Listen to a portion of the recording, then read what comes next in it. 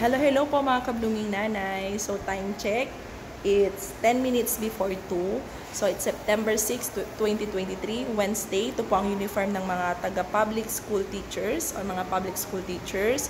At sa mga curious kung ano po ang aking mukha kapag walang filter dahil may mga isyong mga filter na yan. So, ito po ang aking mukha. Meron akong sumpa ngayon dyan sa may noo. So, ito po ang aking mukha kapag walang filter. Okay?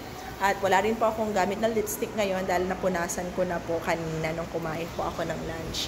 So, ano ba yung ginagawa ng teachers bago umuwi? So, ako kasi, bago ako umuwi, ay ginagawa ko na yung mga bagay na dapat kong gawin. Yung ihahanda ko na yung gagamitin ko bukas, mag-check ako ng mga notebooks na pinaiwan ko kasi hindi ko na-check kanina habang kami ay nagkaklase. So, yun ang ginagawa ko bago umuwi.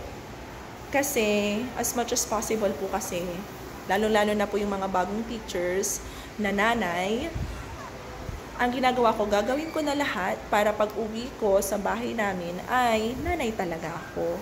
As much as possible ay hindi po ako nagdadala ng mga gawain sa bahay dahil, yun po, pag nasa bahay po ako, nanay po ako ng aking mga anak. At as much as possible, wala akong gagawin na related sa aking trabaho, not unless very important siyang gawin. Pag very important naman, ay pwede namang isingit sa pagiging nanay ko sa bahay. Pero kung pwede natin gawin dito sa school, gawin na lang natin. So, yun yung mga buhay namin yung mga teachers. So, pagkatapos nila, tatahimik ang mundo, tatahimik, kanina maingay. So, tatahimik ang mundo at may ginagawa pa rin ang teacher kahit na wala na ang mga bata. So, yan po ang aming buhay. Buhay guro. I-feel ko na po ito.